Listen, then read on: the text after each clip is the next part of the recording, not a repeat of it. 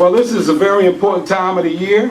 Families are preparing for Christmas. Feliz Navidad and Merry Christmas and all of those other greetings are all over the place.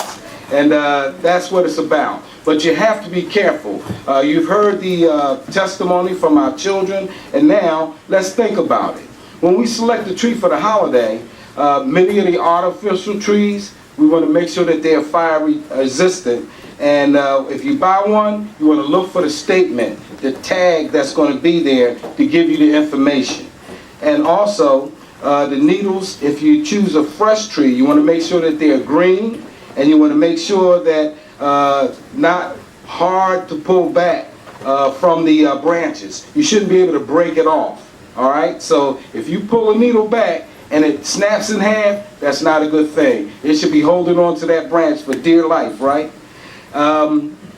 Also, the tree trunk, it should be fresh. It should be sticky to the touch because that's the sap. That tells you that it's a fresh tree. Very important.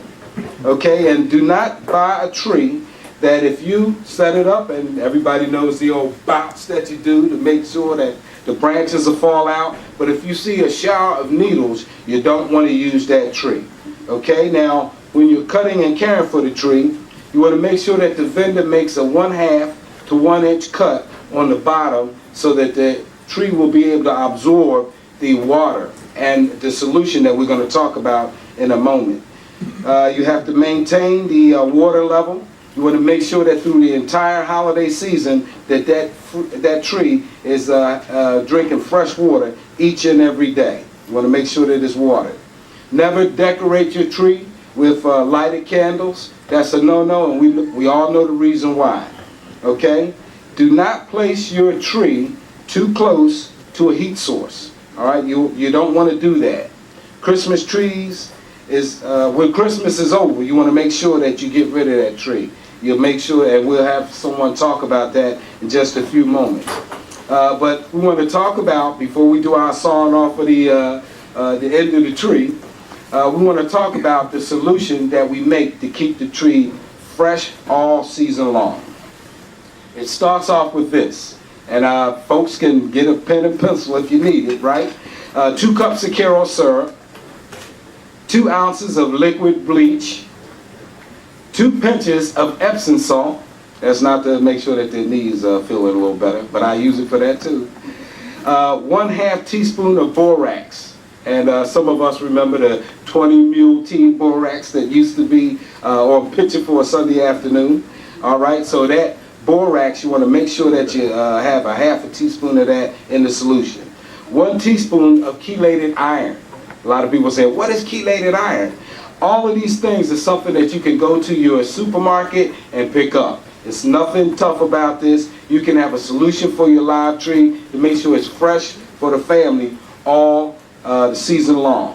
Okay, you'll want to mix all of those ingredients together in a 5-gallon bucket. Okay, you can get a nice large bucket.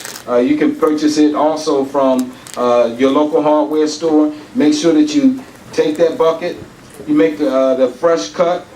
Oh, excuse me. You take the bucket, put all the ingredients in, 2 gallons of hot water. Stir it all up, and you set that tree in there for 24 hours before you put it up. And that's important because when you start to put that tree up, it'll be nice and supple, and as you're hanging your lights, your bulbs, and all of those things, you won't have a tree that's losing the little needles and not having an opportunity to be a wonderful treat for everybody for the whole season.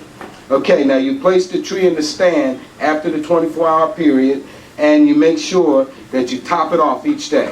So each day you look and make sure that the water level is above the base of the cut of the tree. If you don't have a stand that does that, then you really should purchase one. It's really worth it, and they last for a long time. Okay, all of these items can be found in your local supermarket. The chelated iron, I get a lot of questions about. It sounds like it's special. It's just one of the vitamins and minerals that we take. So it's a small amount, so if you buy a small little bottle, all you need of that is, of course, just the 1 teaspoon. So sometimes it comes in capsules. You can dump the capsules out, 1 teaspoon. It's not a lot. If you buy 1 jar of chelated iron, it'll last you for 2 or 3 Christmases, okay? Now, electrical. Never connect more than 3 strands. Never connect more than 3 strands of lights to one extension cord. Okay? Now we talk about extension cords, they're temporary. Christmas is a temporary thing, right? You're only going to have that tree up for a short period of time, then you're going to take it down. So this is where we encourage the use of the extension cords, just to make sure that the lights are up and operable, but never more than 3 strands per extension cord. And use only UL, that's Underwriters Laboratories, approved decorations and cords with your tree. Okay, so make sure that you see that little label. Now we're talking about labels, we're talking about instructions, all of those things that keep us safe. Okay, fasten outdoor lights securely to the house, to trees, or to posts with the socket pointed down. And when you point the socket down, what it does is it stops the accumulation of water that could seep into that socket and cause a short or a breakdown of your lights. So they're 40 outside, but if you do that, you're going to ensure that you don't get that moisture inside that socket. Okay? Do not use indoor lights outside. Let's repeat that one more time, children. Do not use indoor lights outside. So I'm hoping that everybody hears that and that they listen to our young patrol members here. Okay, check electrical cords, check the connections, make sure that you have no wear, make sure that they're serviceable. You never overload those outlets. And one of the ways that you make sure that you don't overload is you look at the amperage. That's the lights are drawn, and you look at the amperage or the rated amperage for the cord. Never exceed it. It's all about some mathematics, add it up, and if it's exceeding it, you need a larger cord or larger size cord to carry that load. Okay, never leave lighted trees unattended. Now I heard them when they said that. It's very important. Turn the tree off, turn it on. It's for the aesthetic. You don't have to leave a lighted tree on all of the time. Sometimes we see that in homes in the community. It's not a good thing to do. Okay, never run electric trains under the tree. Now my parents did that one time when I was young, but it's not a good thing because sparks and things like that will cause a fire. It can light the tree, and you really don't want to do that. You don't want a fire there. Okay. Okay, next, candles. Do not use candles near decorations in your home. If curtains or other decorations are near that candle, it's an opportunity for them to be set on fire. You don't want to have that. Okay, also, avoid placing the candles in the kitchen near the curtains or anything. Now, it's kind of warm out, but it's going to get cooler. And I know when we cook in the kitchen, sometimes we'll raise that window up, and if you have candles, anything near that, that can catch the curtains onto fire. You don't want to do that. Okay, place candles in a safe base to prevent tipping them over. Okay, and also make sure that your pets don't have an opportunity to come near the candles. They can also cause a fire. Okay, keep candles out of the reach of children, and make sure that they're not in places where they can be accidentally knocked over. Okay, do not leave candles burning in unoccupied rooms under any circumstances.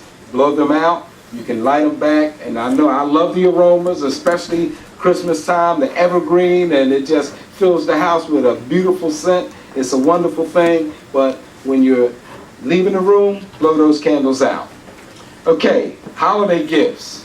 Now we heard the children say that it's an excellent time to give smoke alarms. Indeed it is. Smoke alarms, escape ladders, carbon monoxide alarms, all of those are very thoughtful gifts. If you know someone in your family that's not protected, make sure that they get protected. We won't talk about the fact that it's the law, but you want to make sure that people that don't have the opportunity are protected. Okay, install smoke alarms, one on every level, and make sure that you have and enjoy a very happy holiday season. The one thing that I want to mention is tags. When we start talking about our tags, you see the large tag over here, how important it is. We have this donated to us every year through the University of Pennsylvania. and they do a great job for us. Now, we know that we see the tags all over the community, but in some places, especially like we have Roses Flowers, they buy tags, they put them on the trees that they donate to families that don't have trees. So it's very, very important. So I want to say thank you to Roses for the outreach into the community, but they always come to us, get those tags, and they go on those trees. So a very important thing. So again, let's have a great holiday season. God bless you, and thank you for being here this morning. Okay, again, here we have a nice tree. I can feel it right here at the lower part of the trunk. You can see very, very supple branches, these little small leaves. And we have the pre-cut, thank you. Okay, now we need, of course, our glasses to protect our eyes, right? Anytime you're working, you want to protect yourself. That's one of the things that firefighters learn very early in their career. All right? Protect your eyes. You want to protect your hands. We're going to use a tool that's very, very sharp, so you want to make sure that you're safe. Okay, now the first thing that we do is, this is called a bow saw. This bow saw, we use it even in the fire department. It's a very, very sharp saw, and it's made for trees especially. It's a wood saw. Okay, now you want to make sure you take a 1/2 inch to 1 inch cut. Now this cut was pre-started so that we won't be here all day. But you cut that, and you want to make sure that yeah, it's cutting nice and smooth. Oh, I think this is Firefighter Rachel made sure that I was squared away here. Thank you. There you are. All right. Place that out of the way. Now, one of the things we talked about is making sure that we have a nice sticky bottom. I can feel this. It's not wet, but it is sticky. Okay? You can feel it.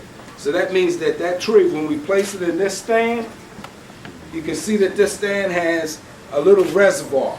Okay? So that's where you put the water, and it'll hold the water, it'll hold the stand, hold the tree firm, and it can just drink, drink, drink, and have a great time serving us during this holiday season. Okay? All right. Thank you very much.